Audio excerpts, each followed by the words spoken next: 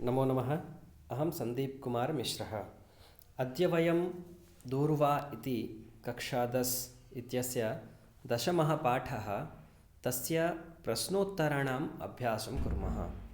आह्वानम इस पाठ के आज हम प्रश्नोत्तर को पढ़ेंगे, प्रश्नोत्तर का अभ्यास करेंगे। तो सबसे पहले हम देखते हैं, सबसे पहला प्रश्न क्या लिखा है, देखिए। एक पदेन उत्तरम लिखतो। एक पद में उत्तर लिखना है। यहाँ देखिए उत्तराणि, नीचे उत्तर भी लिखे हुए हैं। सबसे पहला प्रश्न है, भारतस्य पुरातनः सखा कः विद्यते। इस प्रश्न में प्रश्नवाचक है कः, तो उत्तर क्या हो जाएगा, हिमालयः। आपको केवल एक पद में ही लिखना है, हिमालयः, इतना ही लिखना है। अगर यह प्रश्न आपकी परीक्षा में आता है तो आपको लिखना है केवल हिमालयः। इसके बाद दूसरा प्रश्न है, कस्मिन् प्रवर्तितुं कदापि न खिद्यते। कस्मिन्, यहाँ इस प्रश्न में प्रश्नवाचक है कस्मिन्। कस्मिन् सप्तमी विभक्ति एक वचन का है। उसी प्रकार से इसका उत्तर भी क्या होगा, स्वकर्मणि। पाठ की वीडियो में मैंने आपको बताया है, स्वकर्मण शब्द है, उसका सप्तमी विभक्ति एक वचन में रूप बनता है स्वकर्मणि। तो इस प्रश्न के यह प्रश्न यदि आपकी परीक्षा में आता है तो आपको कितना लिखना है, स्वकर्मणि, केवल एक पद में लिखना है स्वकर्मणि, यानी अपने कर्म में प्रवृत्त होने के लिए कभी भी दुखी नहीं होता। कौन, हिमालय। तीसरा प्रश्न है, पाप सिंधवः शत्रवः काम प्रयान्तु। पाप रूपी जो सिंधु के समान शत्रु है वह काम प्रयान्तु, यानी किसको प्राप्त करे, तो काम, यह द्वितीय विभक्ति एक वचन का रूप है स्त्रीलिंग का, तो उसका उत्तर भी अशेषताम, अशेषताम प्रयान्तु। जो पाप सिंधवः शत्रवः काम प्रयान्तु अशेषताम, इसका उत्तर होगा अशेषताम, यानी समाप्त हो जाएं। न शेषताम अशेषताम, यहाँ नए तत्पुरुष समास है, तो इसका अर्थ होता है वह बचे ना, शेष ना बचे, यानी वह समाप्त हो जाएं। तो हमें कितना लिखना है, अशेषताम।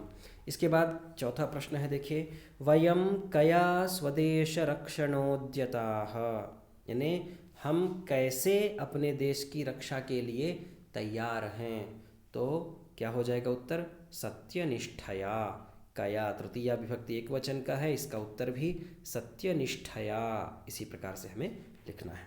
अगला प्रश्न है, भारतीय केतवः काम वृत्तिम स्फुरन्तु। भारतीय केतवः, भारतीय जो ध्वज हैं वह किस वृत्ति के भाव को जागृत करें। तो क्या लिखा है, अरातिनीम, शत्रु को पकड़ने की, चारों ओर से शत्रु को पकड़ने की ही वृत्ति को स्फुरण करे, अरातिनीम। तो इसका उत्तर होगा काम वृत्तिम अरातिनीम, हमें केवल लिखना है अरातिनीम।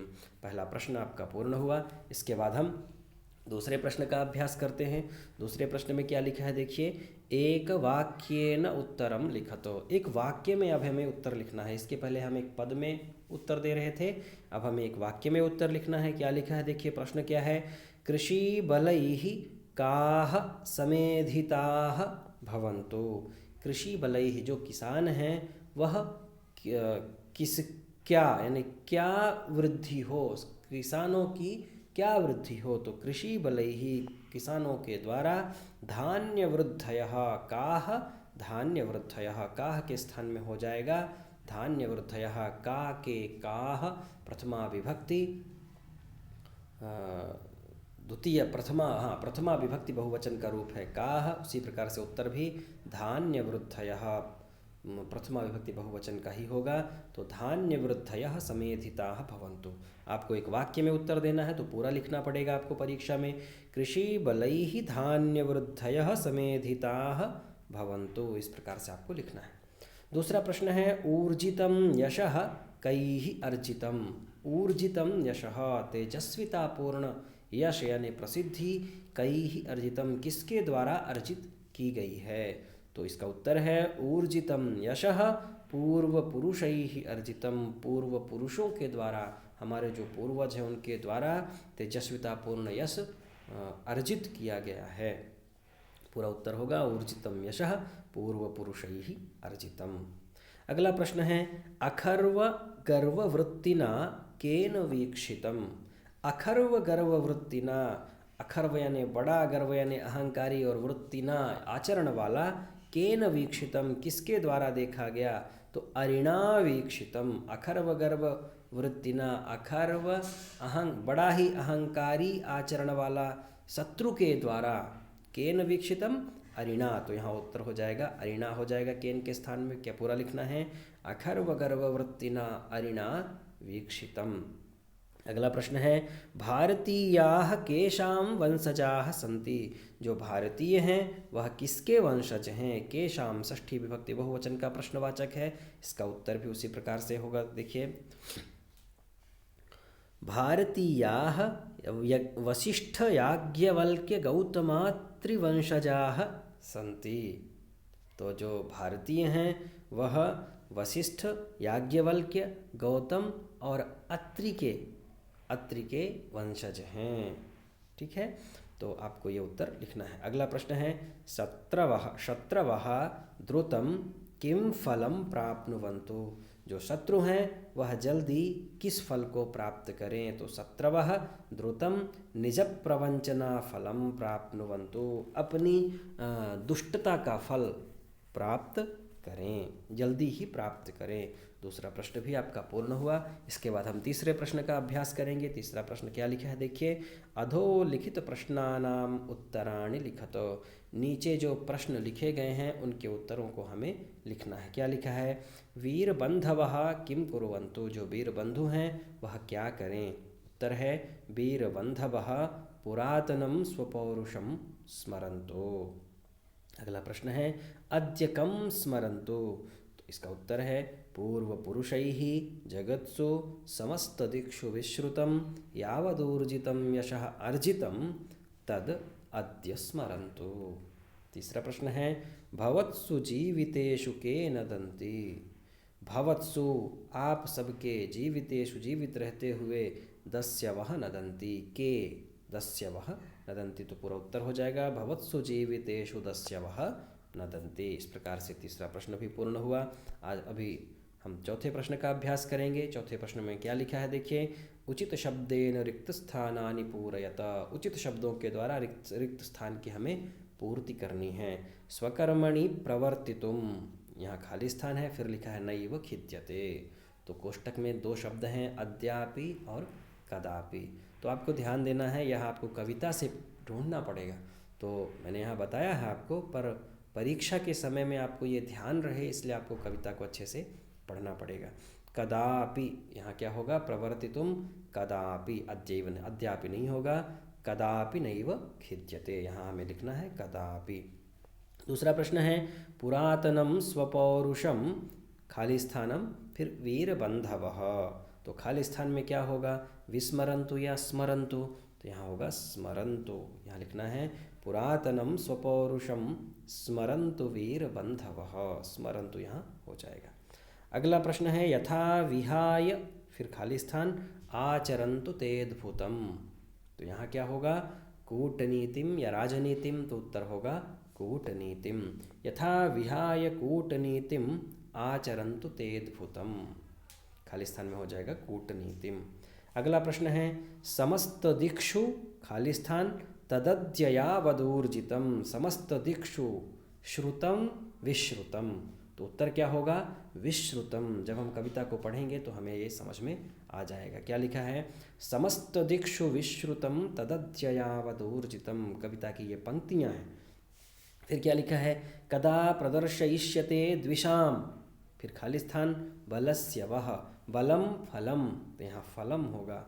क्या लिखा है, कदा प्रदर्शयिष्यते द्विषाम फलम बलस्य वह, शत्रुओं को अपने बल का फल कब दिखाओगे, यानी शत्रुओं से युद्ध कब करोगे, शत्रुओं को कब मारोगे, ऐसी भावना इन पंक्तियों में है। इसके बाद हम पांचवें प्रश्न का अभ्यास करेंगे। देखिए, पांचवें प्रश्न में क्या लिखा है, यथा योग्यम योजयत, सही जोड़ी मिलाना है। क्या लिखा है, वयम यथा क्षमावशाः तथैव रोषपूरिताः, यथा शीलसंस्कृताः तथा प्रसिद्धशूरताः, परीक्षणस्य कालः स्वपौरुषं स्मरन्तु, कृषिबलैः धान्यवृद्धयः। इस प्रकार से सही जोड़ी रहेगी। इसके बाद छठवां प्रश्न है। छठवें प्रश्न को भी हमें समझना है, क्या लिखा है। अधोलिखित पदानां मूल शब्दम विभक्तिम वचनम च लिखतो। मूल शब्द, विभक्ति और वचन लिखना है। जैसे कि सबसे पहले पदम दिया हुआ है, इधर शब्द हैं, इधर मूल शब्द लिखे हुए हैं, यहाँ विभक्तियाँ हैं और यहाँ वचन लिखा हुआ है। सबसे पहले उदाहरण दिया है हिमालयस्य। हिमालयस्य में हिमालय मूल शब्द है, षष्ठी विभक्ति है और एक वचन है। उसी प्रकार से अब शब्द है स्वकर्मणि। स्वकर्मणि में स्वकर्मन शब्द है, मूल शब्द है, स्वकर्मन विभक्ति है सप्तमी और वचन है एक वचन। इसी प्रकार से कृषि बलैहि। कृषि बल मूल शब्द है, कृषि बल तृतीया विभक्ति है और बलैहि, यहाँ ध्यान देना है, कृषि बलैहि में मैंने यहाँ एक वचन लिख दिया है, यहाँ एक वचन नहीं होगा, यहाँ बहुवचन होगा। कृषि बलैहि में कृषि बल मूल शब्द है, तृतीया विभक्ति है और यहाँ बहुवचन होगा। यहाँ आप सुधार कर लीजिएगा, यहाँ बहुवचन होगा। इसके बाद लिखा हुआ है वयम। वयम, तो वयम जो शब्द है वह शब्द मूल शब्द है अस्मद। जो मूल शब्द है वह है अस्मद, विभक्ति है प्रथमा और वचन है बहुवचनम। केतवः। केतवः में मूल शब्द है केतु, विभक्ति है प्रथमा और वचन है बहुवचनम। तो कृषि वलैहि में आपको यहाँ सुधार कर लेना है, यहाँ बहुवचन है, एक वचन नहीं है। इसके बाद हम अगले प्रश्न का अभ्यास करेंगे। अगला प्रश्न क्या लिखा है देखिए। अधोलिखित क्रियापदानां धातुम लकारम पुरुषं वचनंच लिखतो। नीचे जो अधोलिखित जो क्रियापद हैं, नीचे जो क्रियापद लिखे गए हैं उनके धातु, लकार, पुरुष और वचन को लिखना है। सबसे पहले क्रियापदानि, क्रियापद हैं जैसे संतु, नदन्ति, प्रदर्शयिष्यते, विद्यन्ते, स्मरन्तु। उसी प्रकार से उनकी धातु, लकार, पुरुष और वचन भी लिखे हुए हैं, उसका हम पढ़ेंगे। सबसे पहले उदाहरण के रूप में दिया गया है, जैसे दिया है संतु। संतु में अस धातु है, लोट लकार है, प्रथम पुरुष है और बहुवचन है। उसी प्रकार से नदन्ति। नदन्ति जो शब्द है, क्रियापद है, उसमें नद धातु है, लट लकार है, प्रथम पुरुष है और बहुवचन है। इसके बाद प्रदर्शयिष्यते। प्र उपसर्ग है, दर्शय धातु है, प्र उपसर्ग दर्शय धातु है, लृट लकार है, लृट लकार है, प्रथम पुरुष है और एक वचन है। इसके बाद विद्यते। विद्यते जो शब्द है, विद्यते जो क्रियापद है, उसमें विद धातु है, लट लकार है, प्रथम पुरुष है और एक वचन है। इसके बाद शब्द है स्मरन्तु। स्मरन्तु जो शब्द है उसमें धातु है स्मृ, लोट लकार है, प्रथम पुरुष है, बहुवचन है। इस प्रकार से आपका ये 7वां प्रश्न भी पूर्ण हुआ। इसके बाद हम 8वें प्रश्न का अभ्यास करेंगे। 8वां प्रश्न क्या है देखिए। विलोम शब्दान लिखतो। विलोम यानी उल्टे शब्दों को लिखना है। स्वदेशः विदेशः। स्वदेश ये उदाहरण दिया हुआ है किताब में, पुस्तक में। स्वदेशः, स्वदेश के स्थान में क्या हो गया, विदेशः। विलोम शब्द लिखना है। स्मरन्तु, स्मरन्तु के स्थान में क्या हो जाएगा, विस्मरन्तु। पुरातनम, पुरातनम यानी पुराना, तो संस्कृत में क्या होगा, नूतनम। इसके बाद लिखा है अशेषताम यानी न शेषताम यानी शेष नहीं बचे, समाप्त हो जाएं, तो उसका क्या विलोम उल्टा क्या होगा, शेषताम यानी बचें। सत्यनिष्ठया, सत्यनिष्ठा के द्वारा, तो इसका विलोम होगा असत्यनिष्ठया, असत्यनिष्ठा के द्वारा। इसके बाद हम 9वें प्रश्न का अभ्यास करेंगे। 9वां प्रश्न है पर्याय शब्दान लिखतो। पर्यायवाची शब्दों को लिखना है। उदाहरण में दिया गया है जैसे कि सूर्यः, तो सूर्यः के स्थान में हम क्या लिखते हैं, उदाहरण दिया है दिवाकरः, भास्करः। इसके बाद कालः, कालः का अर्थ होता है, पर्यायवाची शब्द हमें लिखना है कालः का, समयः, अवसरः। क्षितौ, क्षितौ, ध्यान देना जिस विभक्ति में शब्द रहेगा उसी विभक्ति में उसके पर्यायवाची शब्द भी हमें लिखना है। क्षितौ, भूमौ, धरायाम, दोनों हो जाएंगे। सत्रवः, सत्रवः के स्थान में सत्रवः का पर्यायवाची क्या होगा, रिपवः, वैरिणः। जगत्सु, जगत्सु यानी संसारेषु, नाम संसार, जगत्सु यानी संसार में, तो इसका पर्यायवाची क्या होगा, लोकेषु, संसारेषु। इस प्रकार से पर्यायवाची शब्द भी आपके पूर्ण हुए। इसके बाद 10वां प्रश्न है। 10वां प्रश्न क्या लिखा है देखिए। रेखांकित पदान्याधृत्य प्रश्न निर्माणम कुरुतो। रेखांकित जो शब्द है, इसमें रेखा नहीं है, मैंने उसको बोल्ड कर दिया है, ऐसे शब्दों से हमें प्रश्न निर्माण करना है। सबसे पहला वाक्य है दस्यवः नदन्ति। दस्यवः, दस्यु उकारांत शब्द है और बहुवचन शब्द है, तो इसका प्रश्नवाचक भी प्रथमा विभक्ति बहुवचन का है यह शब्द, तो इसका प्रश्नवाचक भी प्रथमा विभक्ति बहुवचन का होगा के नदन्ति। दस्यवः नदन्ति तो क्या हो जाएगा के नदन्ति। अगला प्रश्न है वयं हिमालयस्य रक्षणे समुद्यताः। हिमालयस्य में षष्ठी विभक्ति है तो प्रश्नवाचक में भी षष्ठी विभक्ति ही होगी। वयं कस्य रक्षणे समुद्यताः। इसके बाद अगला शब्द है पापसिन्धवः शत्रवः अशेषतां प्रयान्तु।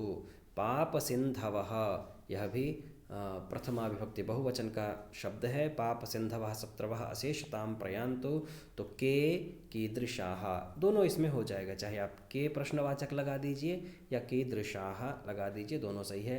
के शत्रवः अशेषतां प्रयान्तु, कीदृशाः शत्रवः अशेषतां प्रयान्तु, दोनों यहाँ सही है। इसके बाद अगला प्रश्न है ते कूटनीतिं विहाय आचरन्तु। ते कूटनीतिं विहाय आचरन्तु, यानी कूटनीतिम से हमें करना है, तो कूटनीतिम द्वितीया विभक्ति एक वचन का रूप है, तो प्रश्नवाचक भी द्वितीया विभक्ति एक वचन का होगा। ते काम विहाय आचरन्तु। अगला प्रश्न है नदीषु यंत्रयान लौहमार्ग सेतवः सन्तु। नदीषु, नदियों में, यहाँ भी प्रश्नवाचक हम दो लिख सकते हैं, कुत्र भी लिख सकते हैं और कासु दोनों लिख सकते हैं, दोनों ये सही उत्तर हैं। तो कुत्र यंत्रयान लौहमार्ग सेतवः सन्तु, कासु यंत्रयान लौहमार्ग सेतवः सन्तु। इस प्रकार से आह्वानम इस पाठ के प्रश्नोत्तर पूर्ण हुए। अगर आपने मेरे पाठ के वीडियो नहीं देखे हैं तो ऊपर आई बटन में क्लिक करके आप आह्वानम पाठ का वीडियो भी देख सकते हैं। आप इस वीडियो को ज़्यादा से ज़्यादा छात्रों के पास भेजें, आप इसका अधिक अभ्यास करें। तब तक के लिए आप सभी को नमो नमः।